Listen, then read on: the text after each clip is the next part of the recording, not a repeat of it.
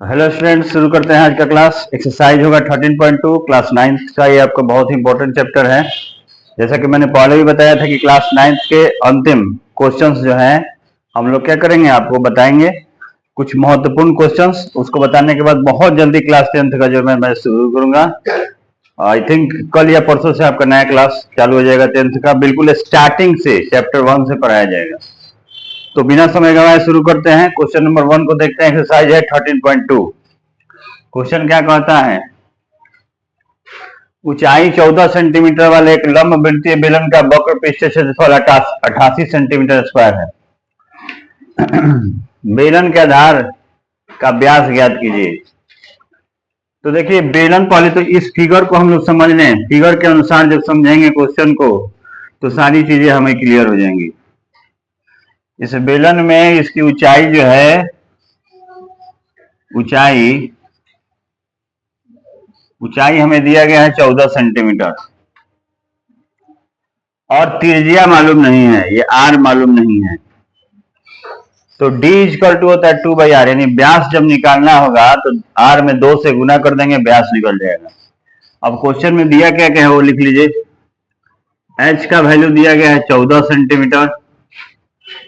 h है question में 14 centimetre और बेलन का वक्र पृष्ठीय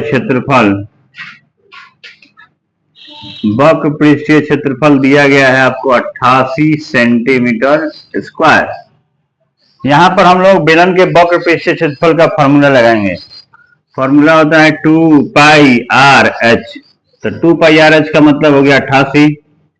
वैल्यू को पुटअप कीजिए तो 2 तो 2 ही रहेगा। पाई की जगह पर हम लोग लिखेंगे 22/7। आर की जगह पर हम लोग क्वेश्चन में मालूम नहीं है, आर को आर ही रहने देते हैं। और एच की जगह पर रखेंगे 14 सेंटीमीटर, 14 बराबर 88। अब देखिए 7 से 14 कट जाता है 2 बार में। आर इक्वल टू होगा 88 और बाकी सारे अंक चूंकि गुना में है तो इधर भाग में चले जाएंगे। तो 2, 22 और 2 से कटेगा 44 बार में, 22 से कटेगा 2 बार में, 2 से 2 कैंसिल हो गया। आर का वैल्यू आ गया 1। तो व्यास कितना हो गया, व्यास बराबर हो गया 2 गुने 1 यानी 2 सेंटीमीटर। तो ये क्वेश्चन मुझे उम्मीद है कि आपको समझ में आया होगा। बहुत आसान क्वेश्चन था, केवल फॉर्मूला पुट करके वैल्यूज को निकाल लेना था। तो देखते हैं क्वेश्चन नंबर 2 क्या कहता है। एक्सरसाइज 13.2 क्वेश्चन नंबर 2 क्लास 9 कहता है, धातु की एक चादर है। धातु की एक चादर से 1 मीटर ऊंची और 140 सेंटीमीटर व्यास के आधार वाली एक बंद बेलनाकार टंकी बनाई जाती है। इस कार्य के लिए कितने वर्ग मीटर चादर की आवश्यकता होगी। क्वेश्चन में आपको चादर की लंबाई पूछ रहा है। यहां तक आ रहा है ना, चादर की आवश्यकता है, ये पूछ रहा है आपसे क्वेश्चन में।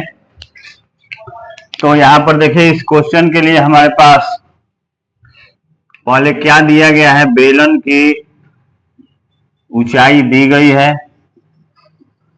बेलन की ऊंचाई दी गई है 1 मीटर, यानी h का वैल्यू जो है आपको दे दिया गया है 1 मीटर। और व्यास दिया गया है, व्यास कितना दिया है 140 सेंटीमीटर।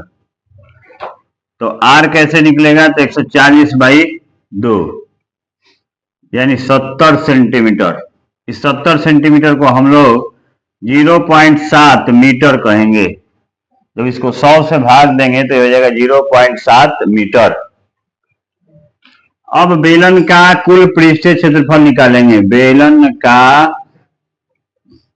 कुल पृष्ठीय क्षेत्रफल, तो बेलन के कुल पृष्ठीय क्षेत्रफल का फॉर्मूला होता है 2πr और ब्रैकेट में r प्लस h।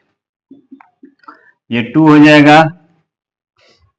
पाई की जगह पर हम लोग वैल्यू रखेंगे 22/7, आर की जगह पर रखेंगे 0.7, फिर यहाँ 0.7 और प्लस 1। ये डेसिमल जब हटाएंगे तो नीचे हो जाएगा 10, 7 से 7 कैंसिल हो जाएगा।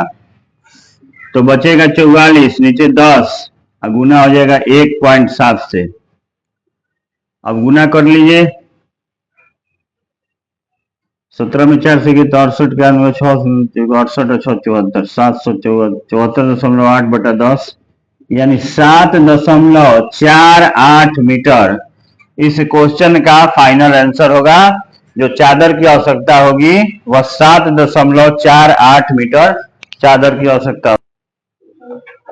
तो देखते हैं क्वेश्चन नंबर 3 क्या कह रहा है। क्वेश्चन नंबर 3, धातु का एक पाइप 77 सेंटीमीटर लंबा है।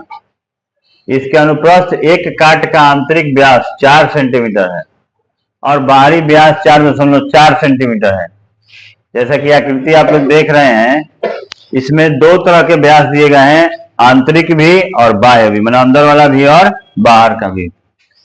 क्या क्या ज्ञात करना है आपको? आंतरिक वक्र पृष्ठ क्षेत्रफल, बाहरी वक्र पृष्ठ क्षेत्रफल और कुल पृष्ठ क्षेत्रफल, 3 चीजें हमें निकालनी है इस क्वेश्चन में। तो देखते हैं एक एक करके क्या क्या हम लोग बनाएंगे इसमें। सबसे पहले बेलन की लंबाई, इस क्वेश्चन को बनाने के लिए बेलन की लंबाई दी गई है।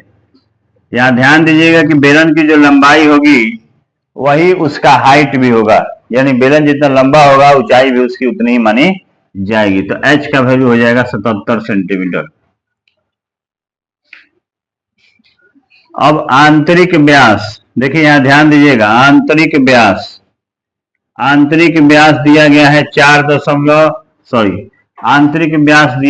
4 सेंटीमीटर। तो आंतरिक त्रिज्या कितना हो जाएगा? आंतरिक त्रिज्या हो जाएगा 4/2, काटेंगे तो हो जाएगा 2 सेंटीमीटर। यह हमारा छोटा वाला आर मान लीजिए इसको। और फिर बाहरी व्यास कितना दिया गया है? तो 4.4 सेंटीमीटर। तो बाहरी त्रिज्या भी फाइंड कर लीजिए इसी पर। बाहरी त्रिज्या हो जाएगा आपको 4.4/2, तो 2.2 सेंटीमीटर इसका बाहरी त्रिज्या हो गया। अब हमारे ये सारी चीजें हमें मालूम चल गई, h कितना है, छोटा वाला r कितना है, बड़ा वाला r कितना है। इन सब दिए गए चीजों के हिसाब से हम क्वेश्चंस को फाइंड करेंगे, फर्स्ट नंबर बनाएंगे। तो फर्स्ट कहता है कि आंतरिक वक्र पृष्ठीय क्षेत्रफल निकाल लीजिए। आंतरिक वक्र पृष्ठीय क्षेत्रफल फाइंड कीजिए। इसका फॉर्मूला हो जाएगा 2 पाई और छोटा वाला r लिखेंगे क्योंकि आंतरिक त्रिज्या कितनी है? छोटा वाला r, और बड़े वाले को, बाहरी को हम लोग बड़ा r से डिनोट करेंगे। तो ये 2 हो गया। पाई की जगह पर 22/7 रखना है, r की जगह पर 2 और h की जगह पर 77। देखिए 7 से 7 कैंसिल, 7 से 77 11 बार में कैंसिल हो गया। अब सारे अंक को मल्टीप्लाई कर देना है, फर्स्ट आंसर हम लोग फाइंड कर लेंगे। तो 22 में 2 से किए तो 44, 44 में 2 से किए तो 88 और 88 में 11 से गुना किए तो 968 सेंटीमीटर स्क्वायर इसका आंसर आएगा। फिर से एक बार समझ लीजिए, 2 में 22 से गुना, 22 में फिर 2 से और उसके बाद 11 से गुना होगा, तो यह क्वेश्चन आपका 1 नंबर कंप्लीट हो जाएगा। अब इसके बाद क्वेश्चन नंबर इसका 2 भी देख लेते हैं। यहीं पर छोटा सा क्वेश्चन नंबर 2 होगा। 2 में कहता है बाहरी वक्र पृष्ठीय क्षेत्रफल, बाहरी वक्र पृष्ठीय क्षेत्रफल। बाहरी वक्र पृष्ठीय क्षेत्रफल का फॉर्मूला हो जाएगा 2 पाई और बड़ा वाला r और h, 2 पाई RH। 2 पाई की जगह पर 22/7 रख दीजिए, r की जगह पर 2.2 रख दीजिए और h की जगह पर 77। काटेंगे तो ये 11 बार में फिर कट जाएगा। गुना करेंगे इन तीनों को तो ये हो जाएगा 2 में 22 से किए तो 44 गुने 2.2 गुने 11।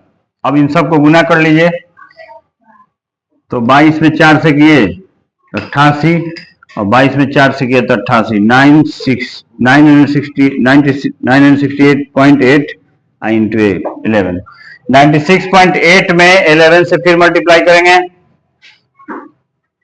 66 74 के 4 99 7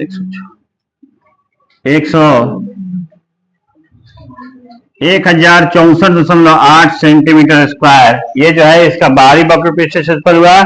ये क्वेश्चन नंबर का 1 का आंतरिक वक्र पृष्ठ क्षेत्रफल हुआ।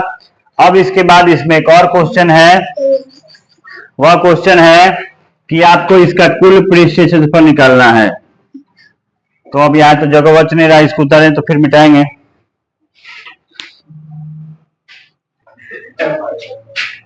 तो देखिए इसका 3 नंबर पॉइंट देखते हैं क्या कर रहा है। कुल पृष्ठीय क्षेत्रफल, देखिए कुल पृष्ठीय क्षेत्रफल जो है, कुल पृष्ठीय क्षेत्रफल में क्या क्या आ जाएगा आपको देख लीजिए। तो पहले तो छोटा वाला जो वक्र पृष्ठ निकाले हैं आंतरिक वो, फिर ये बाहर का, और इसमें पाई, और ये भी आ जाएगा आपको R square minus R square, यानी दोनों तरफ का ये क्या करेंगे, आंतरिक और बाह्य को घटा करके और सब जोड़ देंगे तो फाइनल आंसर हो जाएगा।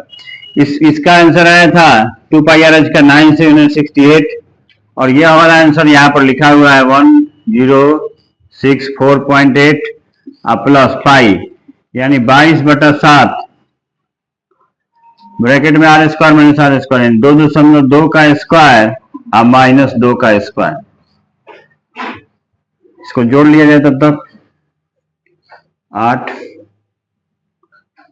4 में 8 जोड़े तो 12 के 2 में 1, 6 6 12 1 13 और 10 9 19 1 20 प्लस 22/7, और ये हो गया आपको 22 का स्क्वायर होता है 4.84 और 2 का होता है 4, ये हो जाएगा 2032.8 प्लस 22/7, घटाएंगे तो आ जाएगा 0.84, भाग देंगे तो 0.12, गुना कर लीजिए तो 2032.8 में जोड़ा किया जाएगा, गुना किया जाए 12